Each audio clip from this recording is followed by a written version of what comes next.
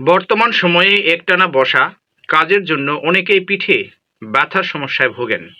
এর ফলে কাজের ক্ষমতাও কমতে থাকে। তখন সোজা হয়ে দাঁড়ানো খুব সমস্যা হয়ে যায়।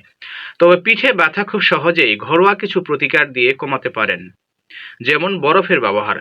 পিঠে প্রচণ্ড ব্যথা হলে, পিঠ ফুলে গেলে দ্রুত একটা বরফের প্যাক লাগাতে পারেন। একটি তোয়ালেতে বরফ মুড়ে পিঠে লাগাতে পারেন। এতে খুব সহজেই ব্যথা কমে যাবে। বসা। পিঠের ব্যথা কমাতে সঠিকভাবে বসতে হবে। অনেক সময় বসার ভুলের কারণেও এমন সমস্যা হতে পারে। পিঠে চাপ পড়ার কারণে পিঠে ব্যথা হয়। এ কারণে সোজা হয়ে বসুন। ম্যাসেজ। পিঠে নিয়মিত ম্যাসেজ করবেন, তাহলে রক্ত সঞ্চালন ভালো হবে। পিঠে ব্যথা সহজে হয় না, এমনকি গায়ে হাত পায়ের ব্যথাও দূর হবে। রসুন।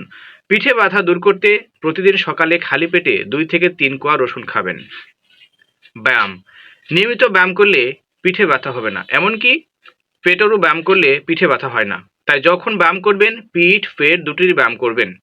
নিয়মিত ব্যায়াম করলে মানসিকভাবেও আপনি সুস্থ থাকতে পারবেন। তবে হার্টের সমস্যা থাকলে চিকিৎসকের পরামর্শ নেবেন। হলুদ ও মধু। প্রতিদিন দুধে হলুদ ও মধু দিয়ে খেতে পারেন। এতে প্রচুর পরিমাণে অ্যান্টিঅক্সিডেন্ট থাকে, যা খেলে বড় রোগের ঝুঁকি কমবে এবং সেই সাথে ব্যথাও কমে যাবে। বাতের ব্যথা থাকলে সেটিও দ্রুত সেরে যাবে।